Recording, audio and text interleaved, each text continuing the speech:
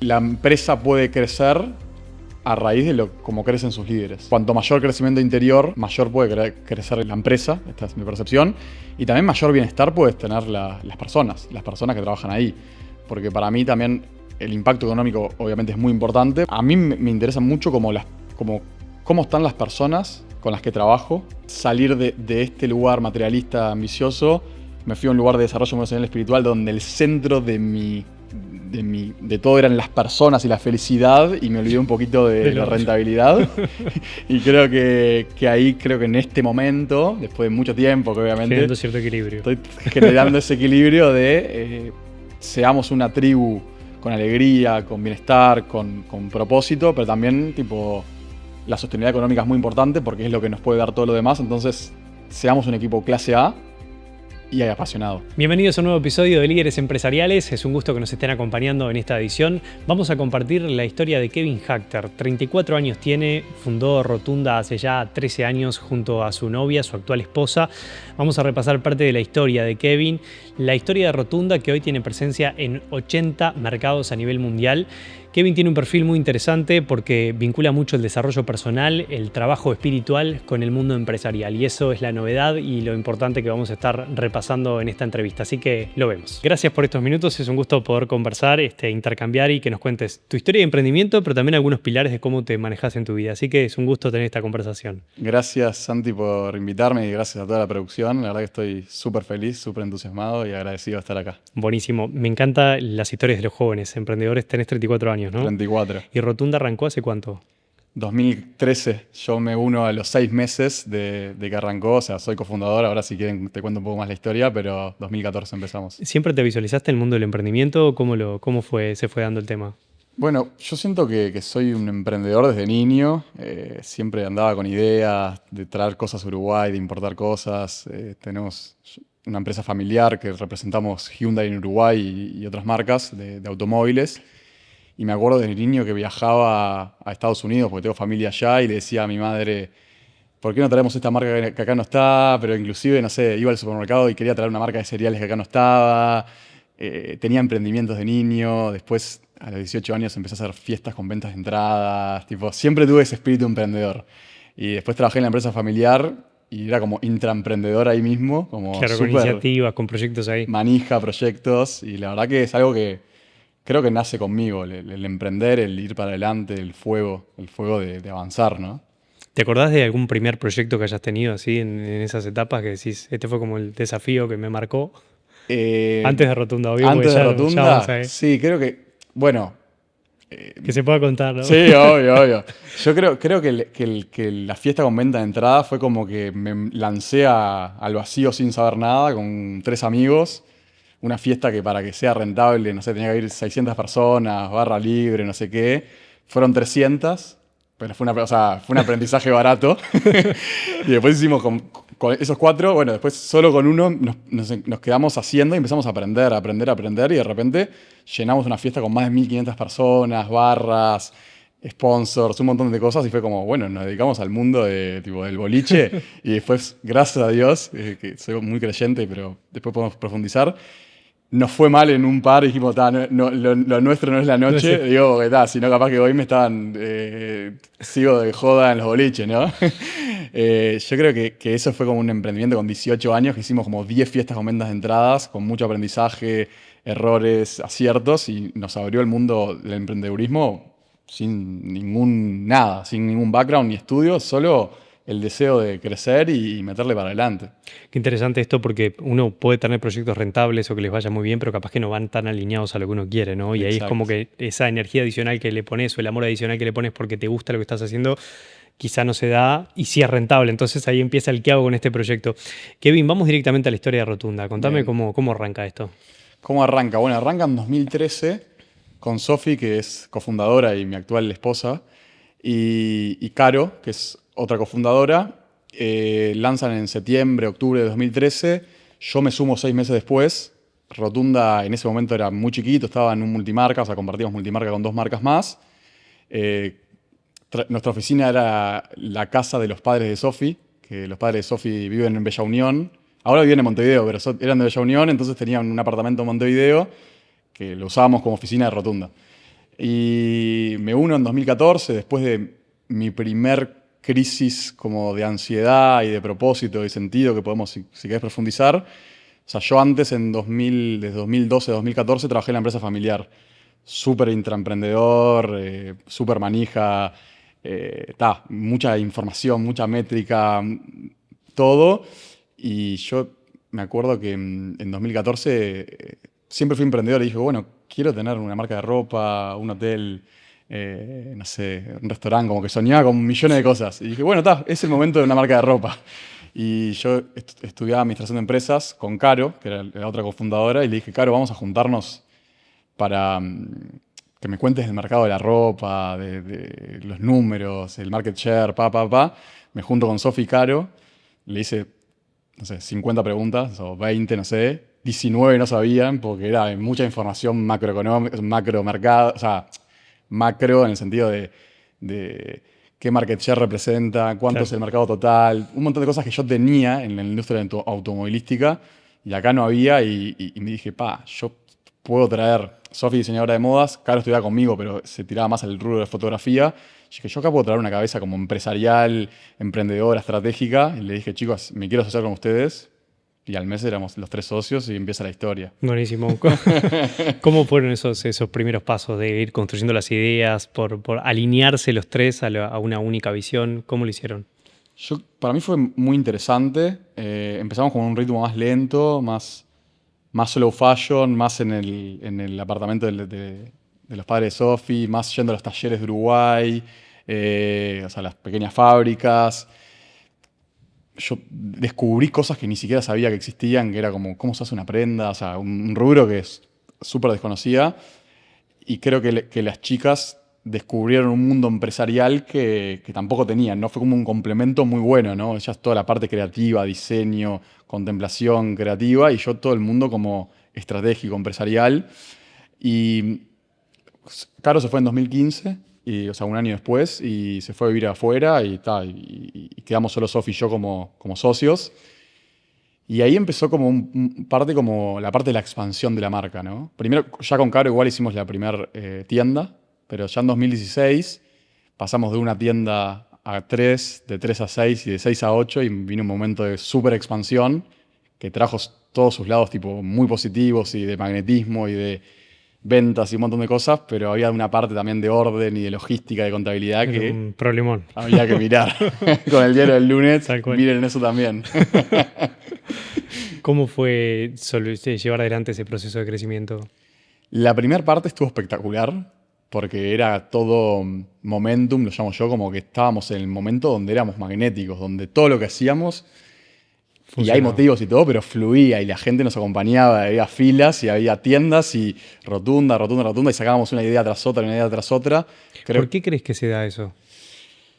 Para mí había mucha pasión, mucho fuego colectivo, o sea, de Sofi, mío, del equipo, compartimos esa cultura, un sueño colectivo, y era como que sentíamos como una victoria tras otra, y era como, qué bueno que está esto, dale, abrimos otra y otra y otra y otra. Y estaba espectacular, y esto después podemos profundizar, pero hice todo o sea, me dediqué muchos años a estudiar desarrollo emocional y espiritual, y después entré en una sabiduría que se llama la Kabbalah, y aprendí cosas que después puedo ordenarlo. Pero le pusimos mucho foco a la expansión, a la creatividad, a esto del alma, y poco foco al orden. Entonces todo era magnético y espectacular y todo, hasta que en un momento, 2018, fue como, ok, vamos a cerrar un balance auditado y los números no estaban dando exactamente como lo teníamos planificado. ¿Por qué? Porque había temas de logística, había solo un contador para 8 tiendas, entonces era como pasión, energía, fuego, todo, pero nos olvidamos de mirar la parte de orden. Claro. Entonces, para un emprendedor es como expandan sí, pero es como expandan y ordenen. Sí, mirando, expandan y ordenen, expandan y ordenen, porque si no, si expanden de un momento a otro, que fue lo que nos pasó a nosotros, magnético, se va a sentir espectacular, pero en algún momento van a tener que ordenar. Claro. Y nos pasó eso en 2018-2019, ordenemos. La casa, de un contador pasamos a 4. Eso te iba a preguntar, ¿cómo fue ese proceso de ordenar? Y la realidad es que no nos cerraba la contabilidad, por ejemplo, porque yo sabía hacer un estado de resultados y una planificación financiera y todo, pero claro, si yo hago un estado de resultados y da X y viene una empresa a auditar y da Y, hay algo en el proceso que no está, y tenía que ver con ordenar un equipo contable y financiero. Yo estudié administración de empresas, pero no era un contador, un CFO o sea, bueno, ahí llamo le pedí ayuda en la empresa familiar a ver si el CFO podía ayudarnos a ordenar el equipo contable. Y ahí armamos un equipo contable con la experiencia de alguien que ya tenía muchos años trabajando en empresas. Pasamos de un contador a 4, orden, control, procesos, un montón de cosas que nosotros le pusimos el foco a la expansión, al crecimiento, a las ventas y dijimos, bueno, lo demás viene solo. Y hay que darle expansión y orden. Claro, sí, hay como diferentes roles dentro de un emprendimiento, ¿no? Exacto. Uno a veces está como enfocado en una cosa sola y descuida el resto. Totalmente. Con el diario del lunes hoy, ya con la situación actual de Rotunda, planteanos una foto de cómo están. ¿Cómo estamos hoy? Yo creo que estamos en un momento donde me hace viajar un poco porque este año cumplimos 13 años. Y para mí es como que empezamos hace 2, ¿viste? Obviamente que no hace 2, pero digo, hace 5. Es como que me siento, yo tengo 34 y de 28, de 30, es como que en un momento, no sé si fue la intensidad, el COVID o qué, pero digo, no sé en qué momento pasaron 13 años. 13 años es como una vida, ¿no? Entonces digo, creo que tuvimos como un momento, trato de fraccionar, ¿no? Un momento de pura expansión, pura creatividad, un momento de puro orden, un momento de COVID que fue como que reinvención. Sí. Después tuvimos un momento de expansión internacional, que ahí es otro capítulo y tipo más modalidad startup y todo. Ahora hacemos doble clic ahí, por eso sí, tenemos varios puntos. Otero por Rotunda, lanzamos Rotunda al Lago, que es un desarrollo inmobiliario de Vitrium Capital y Rotunda. Entonces, como una parte de expansión, orden, consolidación, expansión de vuelta, y creo que ahora viene creo que tenemos el orden y creo que hay que volver a reconstruir la magia, porque las marcas, después de 13 años, tienen que estar constantemente innovando. Esta es mi percepción, ¿no? Como que si te quedas en un status quo, vamos a poner un ejemplo. Sofi tiene 38 años. Muchas veces las clientas eran como de la edad de Sofi, un poquito para abajo, un poquito para arriba, o sea, clienta de 35, de 45. Pero cuando empezamos, Sofi tenía 25. Entonces, hoy la clienta de 25, no sé si nos está comprando. Y si nos ve, entonces, claro. ¿Y cómo hacemos para llegarle tanto a la clienta que nos sigue comprando toda la vida como a la nueva clienta de 25 o la de 30? Y bueno, hay que entrar en las redes sociales donde nosotros ni siquiera estamos personalmente. Entonces hay que empezar a renovar los equipos, renovar la cultura, como que hay un cambio hasta donde todo se mueve muy rápido. Soy joven, pero no tanto. Entonces hay que como que seguir esto de la magia que teníamos en 2014-2019 con capaz que nuestro motor, pero con los gerentes actualizados y con gente más joven que esté en ese mundo. Sí, claro, y construir también una cultura que vaya a ese público, ¿no? A ese público que nos acompañe, que nos siga acompañando el siempre, pero no perder el público de 25-30, claro. que es el público también vibrante, que está buscando marcas y está buscando novedad e innovación. ¿Hoy en cuántos países están? ¿Cómo están armados?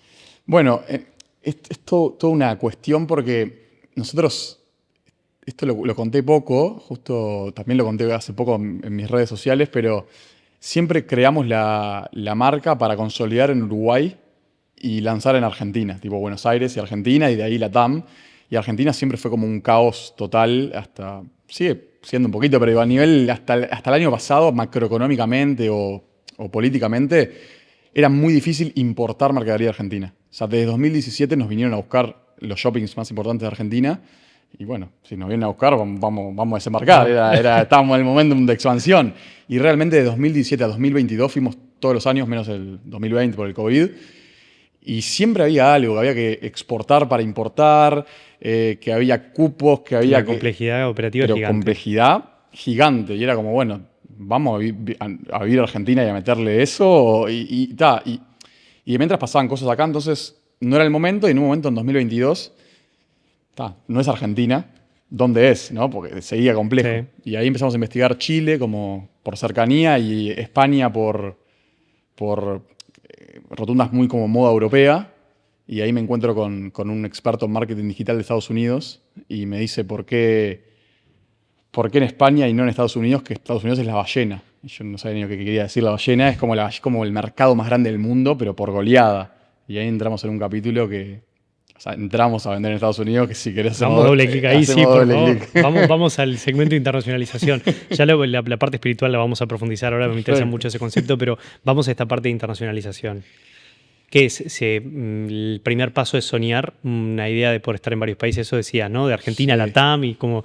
Sí, yo creo que nosotros desde el primer paso era como consolidamos Uruguay y hacemos la marca ya desde el inicio con la visión, y esta es nuestra visión, Buenos Aires como una de las capitales de la moda de Latinoamérica, y después Buenos Aires, Argentina, y después Latam y seguir de largo, ¿no? O sea, ahí la macroeconomía y la política intercedió, yo igual creo que todos para bien, por algún motivo intercedió, para que ese plan no lo hayamos podido hacer, pero creo que eso era el soñar por diferentes motivos. Buenos Aires, la moda nuestra y nuestro conocimiento del mercado de Buenos Aires.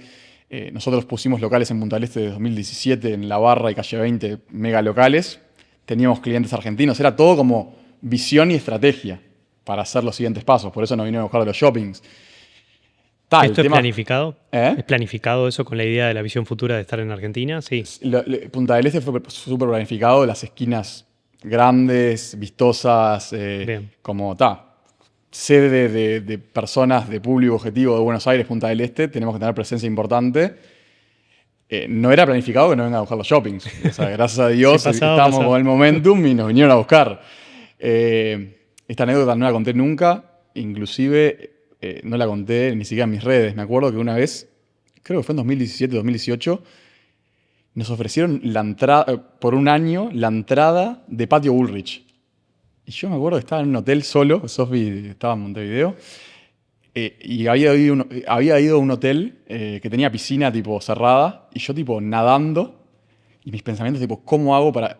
Poner que era agosto, y había que tomar el local en diciembre, tipo las fiestas, todo. ¿Cómo hago para llevar ropa de hoy a diciembre y tipo vestir el local de la entrada de Patio Bullrich con rotunda? O sea, y mi cabeza, me acuerdo, estaba nadando y venía y tal. Y la verdad que hablé con despachantes, con esto y lo otro, y realmente era imposible. O sea, no se podía hacer. O sea, en un momento era como, bueno, me cruzo un camionete, igual, quiero estar en la entrada de Patio Bullrich, en el momento del emprendedor, ¿viste?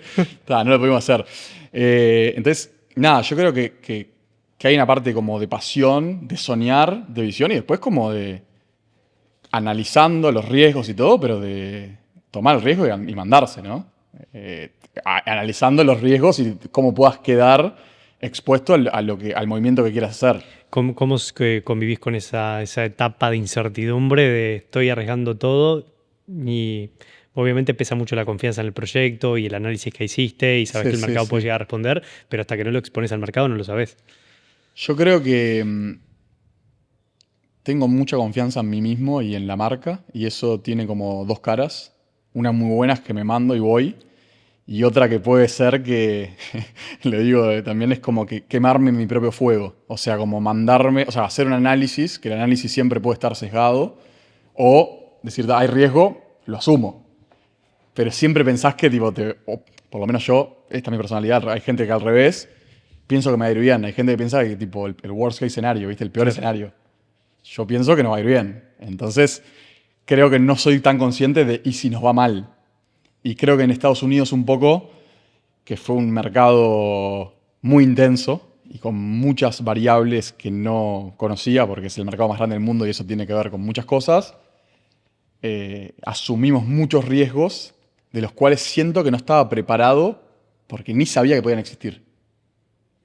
Ahí te la dejo, Sí. te la dejo pensando. Sí, no, me queda pensando la pregunta sobre todo de qué visión tenés vos como emprendedor desde Uruguay construir hacia el mundo. ¿Qué visión tenés en ese sentido?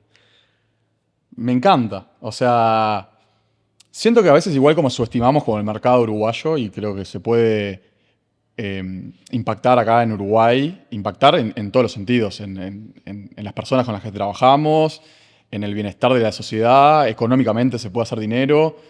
Pero claro, al ser un país relativamente chico, siempre como que, no sé si siempre, pero hay un mindset de salir afuera, ¿no? Porque hay mercados que son realmente mucho más grandes. Entonces creo que hay mucho talento en Uruguay, mucha potencia, mucha preparación y gente que tenemos la potencialidad de salir al mundo. Y hagámoslo. Buenísimo, creemos, hay que crear. Hay que creer y hay que creer y hay que soñar. Absolutamente. Kevin, ¿cómo fue esa llegada a Estados Unidos? Fue linda, fue muy emocionante, porque le intentamos salir desde 2017 y pudimos salir en 2023 por diferentes motivos. Y recuerdo que las primeras ventas, salimos por e-commerce, pero teníamos nuestra mercadería en un warehouse allá, en un depósito allá, todo sincronizado con un e-commerce muy potente, o sea, una logística muy, muy potente. Teníamos un socio americano allá que era el COO, yo era el CEO de toda la operación. Y me acuerdo que entramos al e-commerce y yo veía en vivo las personas que estaban conectadas en distintas partes del país y la primera compra fue como, festejé, me acuerdo con Sofi, estaban unos sobrinos míos, tipo, che, nos compraron no me acuerdo de la ciudad, pero como te diga, de una ciudad en Texas cualquiera, que podías ver en Google Maps la casa, tipo, y de repente nos compraba gente en una mansión en Los Ángeles o de tremendo apartamento en New York y una casa en la mitad del campo de Estados Unidos y tipo en 2-3 meses habíamos vendido no sé si son 50, 52 estados de Estados Unidos, incluyendo Hawái, tipo, todos Estados Unidos, le habíamos vendido, era como, che, ¿esto qué onda? De Montevideo, tipo, a todos los estados de Estados Unidos, tipo, marcando banderitas, ¿no? ¿Qué se te pasa por la cabeza en esos momentos? Mucha emoción, mucha alegría, mucha inspiración y como se puede lograr. Después asumimos algunos riesgos que con el diario del lunes hubiera ido un poquito más cauteloso, porque fuimos como a un ritmo muy startup, tipo, bueno, nos está yendo relativamente bien, vayamos, y después vamos a conseguir fondos. Viste que hay como toda una mentalidad de levantamiento de fondos, y en Uruguay no lo hicimos tan así. En Uruguay fue más como conservador, o sea, sí levantamos fondos cuando había que levantar, pero un crecimiento un poco más. Esto era, vayamos a conquistar a Estados Unidos y cuando haya que levantar fondos, vamos a levantar de vuelta y no estábamos acostumbrados a eso. Y a mí eso me provocó bastante estrés. Principalmente porque a los 4 meses nuestro socio de Estados Unidos, que era el experto en marketing digital, se fue. Porque el mundo es así.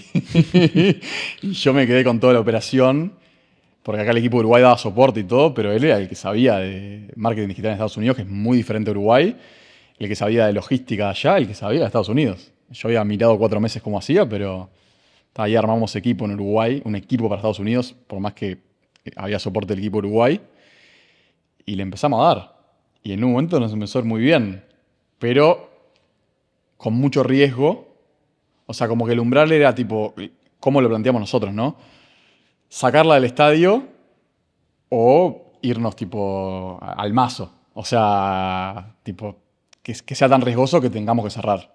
Como que, o que no vaya espectacular, o sea, como que no había punto medio en el plan que nosotros habíamos armado. No sé, mirando el diario del lunes capaz que había un punto intermedio, pero estábamos tan en la manija. Imagínate vender a 52 estados de Estados Unidos, después empezamos a dar pauta en Europa, o sea, desde Estados Unidos empezamos a vender a Europa, después en Asia y empezamos a vender de Estados Unidos a Asia.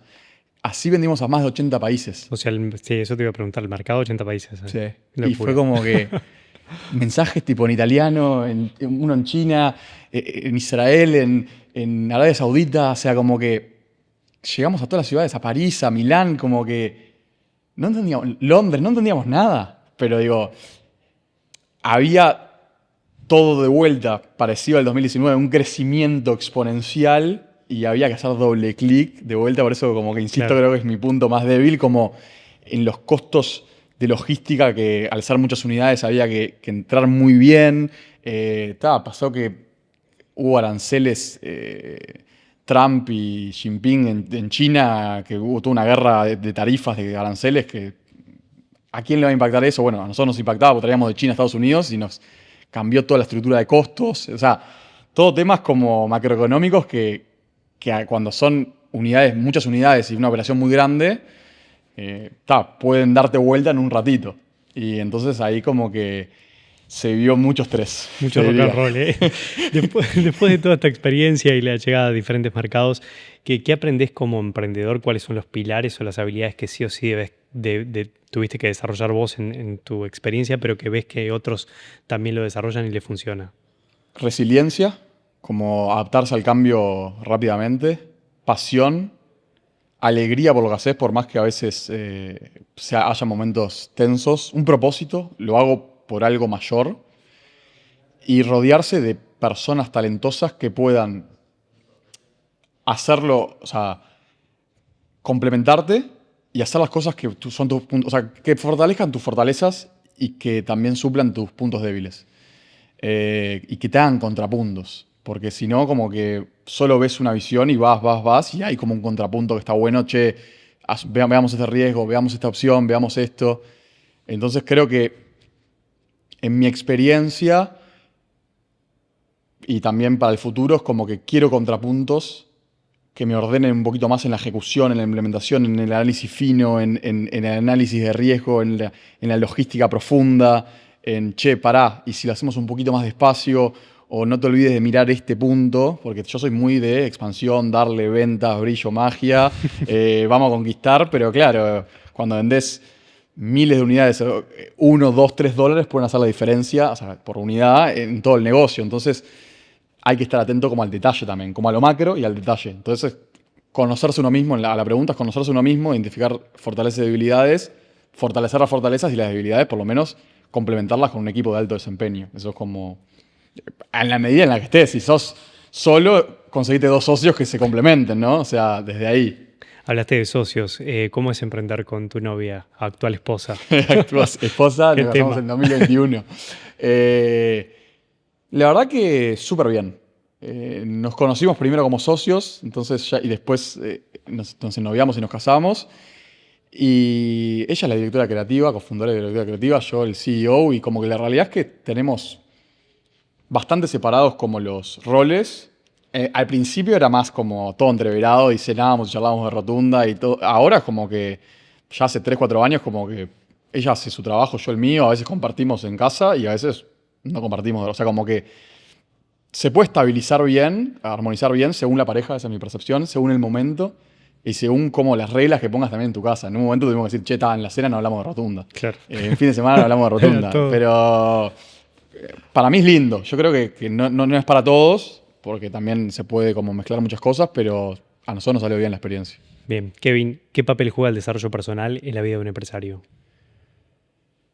Para mí es todo. A ver, a otros pueden decir que no juega, no lo sé. Para mí es como que me intercede, me interpone, como que me intersecciona toda mi vida. Yo lo que pasa que en el 2014 tuve ataques de pánico que se dieron por diferentes motivos y ahí empiezo todo un camino de desarrollo emocional y espiritual a través de una terapeuta, una psicóloga holística que fue mi gran maestra de vida, mi madrina espiritual, que falleció hace 2 años, que en paz descanse, la verdad que me marcó.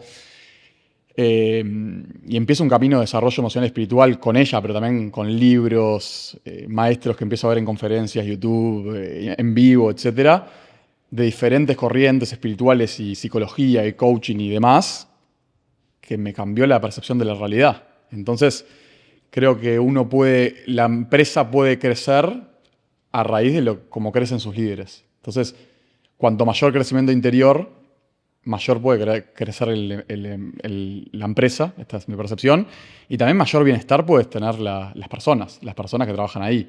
Porque para mí también el impacto económico obviamente es muy importante, pero también el impacto, a mí me interesa mucho cómo están las personas con las que trabajo, cómo se están desarrollando, tienen las herramientas y les brindo como las estructuras, eso, para que puedan desarrollarse, para poder ser felices, para poder desarrollar su propósito. O sea, no puedo que ellos sean felices por ellos mismos, pero por lo menos darle el entorno y las herramientas para que puedan ser ellos mismos y puedan expresarse y ser los más plenos posibles en el trabajo también, porque al final también pasamos mucho tiempo en el trabajo y así como a mí me gusta trabajar feliz y apasionado y ser yo mismo, como que los demás también puedan hacer eso. Entonces todo eso creo que el desarrollo emocional y espiritual nos puede dar como otra mirada más holística y para mí es súper importante. Qué fantástico el concepto ¿no? De acostumbrados a las empresas, de facturar, crecer, moverse, construir sobre esa base una trascendencia espiritual o alineado más a un propósito. Hoy aparece mucho en las empresas el concepto de propósito. ¿Qué fue lo que cambió ese antes y después, luego de este problema que tuviste, de esta oportunidad de mejora, ¿no? Porque también por eso fue que se dio todo el desarrollo posterior, el antes y el después de Kevin, después de meterse un poco en este mundo en profundidad. Yo creo que el antes era como muy materialista, ambicioso, desmedido, que para mí está bien la ambición, pero con un sentido, con un propósito, muy de los resultados de la performance. Creo que después me fui un poco para el otro lado, digo, para estar en el equilibrio.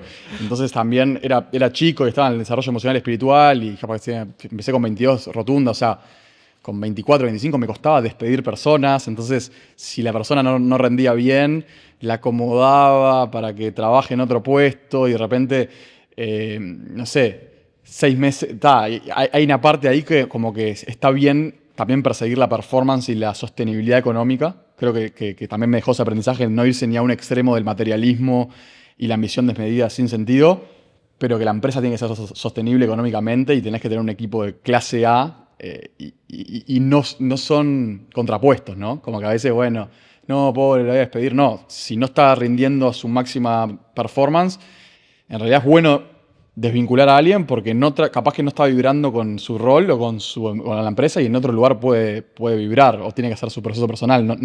Pero no soy responsable de la otra persona, ¿no? Que en un momento era como, no sabía desvincular personas y capaz que eso podía desmotivar a todo el resto del equipo, ¿no? Claro. Entonces, creo que hubo 2 etapas. O sea, una era salir de este lugar materialista, ambicioso. Me fui a un lugar de desarrollo emocional y espiritual donde el centro de todo eran las personas y la felicidad y me olvidé un poquito de la rentabilidad. Y creo que ahí, en este momento, después de mucho tiempo, que obviamente generando cierto equilibrio. estoy generando ese equilibrio de seamos una tribu con alegría, con bienestar, con propósito, pero también tipo la sostenibilidad económica es muy importante porque es lo que nos puede dar todo lo demás. Entonces, seamos un equipo clase A y apasionado. Y encontremos esas personas que las tenemos, pero digo, cuando vayamos a buscar más y lo que fuera, o cuando alguien no esté vibrando en esa sintonía, que pueda decir, che, que tengo que dar un paso al costado porque ya no vibro o con el propósito o con ser un performer importante, porque al final es como que si vibrás, también performás. Obviamente que hay días, hay momentos y se contempla todo eso, pero creo que hoy me agarrás hace, no sé, 2 años y te hablaba mucho más de desarrollo emocional y espiritual profundo y hoy te digo balance de las 2 cosas para poder, tener algo sostenible en todos los aspectos. Por favor, tengamos esta entrevista en 10 años para ver, A ver qué digo, ¿no? cuál es la pieza que hay que ir. Pero me encanta porque eso se trata de fluir y básicamente entregarse y ver cómo uno puede ir modificando ciertas cuestiones de las áreas de su vida en general. Kevin, hablaste del Cábala. Sí. Profundicemos en eso, por favor, hagamos doble clic. Contame qué representa, qué aprendiste, qué herramientas te da. Yo le digo la Kabbalah, está bien, igual hay gente que le dice el Cábala. La Kabbalah para mí es la sabiduría.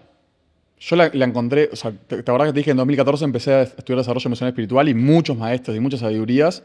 Me encontré con Kabbalah en 2018 y como que todo lo que había estudiado no solo me lo ordenó, me lo amplificó, sino que también me lo multiplicó por 1000. Es como que, había oído El poder de la hora, pero de Eckhart Tolle, que era como más una filosofía de la hora, pero después había leído a Robin Sharma, que era más tipo de levantarme a las 5 de la mañana, más como, ¿cómo hago esto con esto? Bueno, cuando encuentro la Kabbalah, digo, sé dónde aplicar Robin Sharma, sé dónde aplicar Eckhart Tolle, pero todo eso me lo ordenó y me lo alineó, pero aparte me amplificó conocimiento, sabiduría, prácticas, herramientas para mi vida personal, para mi vida familiar y para mi vida empresarial. Entonces es una sabiduría muy profunda que eso es parte de mí, la sigo estudiando y en los mejores momentos me ayuda y en los momentos más de crisis que los tuve, y los tuve hace poco, fue la herramienta que me hizo salir de esos momentos difíciles. Habla un poco del equilibrio y las esferas de la vida, ¿no? Profundicemos, no, me preparé la entrevista. No, no. De verdad que es un concepto que es súper interesante. Inclusive también habla de la perfección de los acontecimientos. Esto que decías, ¿no? De que uno, conectando los puntos hacia atrás, te das cuenta por qué pasa lo que pasa y es como que no tenés eso de momentáneo del contexto de estar muy triste porque estás muy mal por algo, sino que es tomar, decir, bueno, ¿qué podemos aprender de esta situación? Y cuando miras para atrás, capaz que ni siquiera parece arrepentimiento de las cosas que hiciste porque te llevan a donde te llevan hoy. Pero explícame un poco más, que has estudiado más. Sos un maestro de Kabbalah. No, estamos en línea. No, bien preparado. Sí, o sea, en realidad es una sabiduría muy profunda que para mí es como el mapa del alma humana, el mapa del ser humano, del ser humano en relación con toda la creación, con lo que conocemos como Dios o el Creador o el universo, la sabiduría infinita. Tiene aspectos de la psicología, pero más profundos, tiene aspectos de astrología, de la creación del universo. O sea, por ponerte un ejemplo, la teoría del Big Bang, que no sé, se descubrió en el siglo XX, siglo XIX, está escrita hace 2000 años, entonces tiene mucha física cuántica también. A mí pero esto que hablabas de los puntos y de que todo es perfecto como es, totalmente. O sea, todos en la vida creo que tenemos momentos dolorosos y errores y aprendizajes, pero sabiendo esta sabiduría, hasta en el momento doloroso, donde capaz que planificamos algo y no nos salió así o nos salió todo lo contrario, sabés que es todo para bien, aunque en ese momento no lo veas, y te baja el estrés y decís, esto es para bien, esto es bueno. Es difícil, porque en momentos de crisis, esto es bueno, y realmente lo apliqué y estoy convencido de que todo es para bien. Miro los puntos hacia atrás, y capaz que no teníamos que ir a Argentina en 2017 y es para bien. Capaz que tomé muchos riesgos en Estados Unidos y que esto no lo conté, pero tipo, muchos riesgos, mucho estrés, mucha cosa y tuve un burnout en 2025. Como que quedé tipo un agotamiento total con ataque de pánico de vuelta y todo. O sea, me fui al extremo de vuelta. ¿Y esto? ¿Qué tema con los extremos que vi? Bueno, escribí un libro en 2021, 2020, en 2020 que se llama Extremos, el encuentro con el equilibrio, y tengo que escribir Extremos 2.0 porque me fui al extremo de vuelta. Pero realmente es todo para bien. Y si vos me decís hace un año, ¿te hubieras imaginado cómo estás ahora? Y la verdad que no, me hubiera imaginado otra cosa. Pero el burnout me hizo conectarme mucho más con mi hijo, que tiene 3 años y medio, y estaba desconectado porque estaba buscando algo afuera que me hizo conectarme mucho más con mi mujer, con mi familia, con mis amigos, y me hizo mirar el trabajo desde otro lugar y decir, ok, me fui de vuelta, mi propósito se había como descolocado, con todo el conocimiento que tenía y todas las sabidurías y todo, igual me había,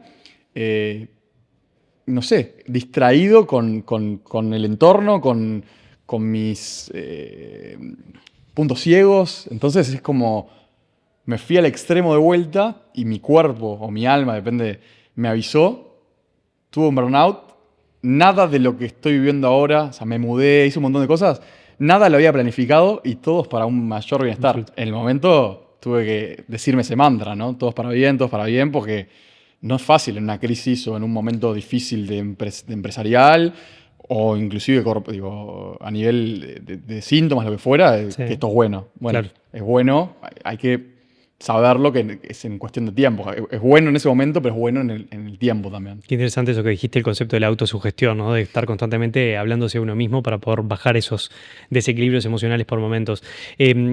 El Kabbalah habla en algún concepto de encontrar el propósito, no siempre se encuentra en la luz, se encuentra muchas veces en la oscuridad, es decir, en nuestros peores momentos, identificamos a partir de ahí un punto de partida para tener un sentido, un para qué en esta vida.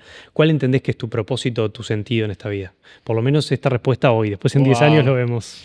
Me encanta tu entrevista porque es el momento exacto, porque también creo que mi burnout me venía a hablar de que me estaba yendo de mi propósito en la vida y soy alguien que lo busca todo el tiempo, el propósito, porque es eso, en 10 años volvamos a hablar porque ¿quién está completamente seguro de su propósito? Entonces creo que se va construyendo y siento que después de todas las experiencias que pasé, tanto como emprendedor, empresario, liderar, que ya justo tuvimos una cena con un equipo de Rotunda de 20 personas y empezamos a recordar cosas, dijimos, ¿cuántas personas habrán pasado por Rotunda? ¿1000 personas? O sea, como que, no sé, entonces con toda la experiencia y todo como esta combinación del mundo empresarial, liderazgo y el desarrollo emocional y espiritual y todo este estudio, yo siento que hoy, más allá de mi trabajo en Rotunda, que está cambiando un poquito la forma y empoderando mucho más a los gerentes y yo saliendo un poquito de la figura del día a día, es compartir enseñanzas de la Kabbalah bajadas al día a día, al emprendedor, al liderazgo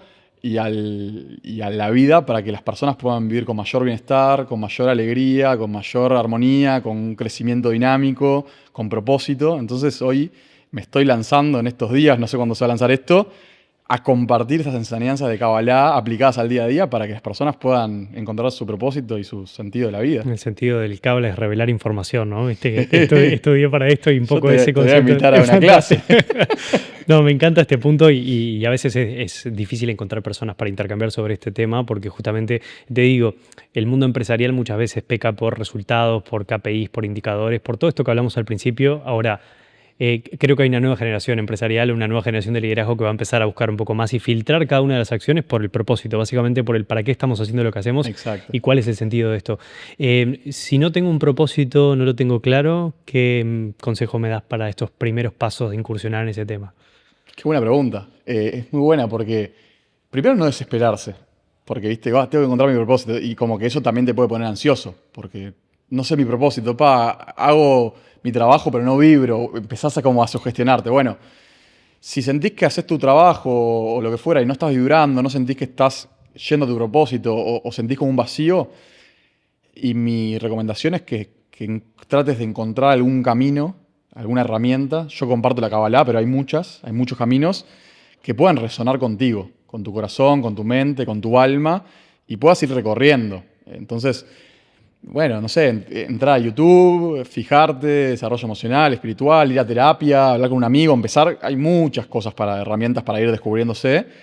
Yo empecé con una terapeuta, una psicóloga súper holística, donde me enseñó meditación y me enseñó un montón de herramientas, y ahí empezó mi camino y el autodescubrimiento.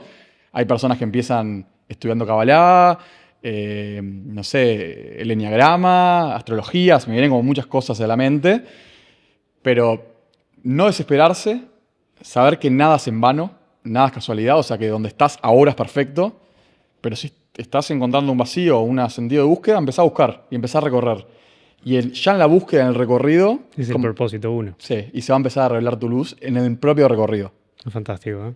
Qué fantástico. Me encanta, me encanta.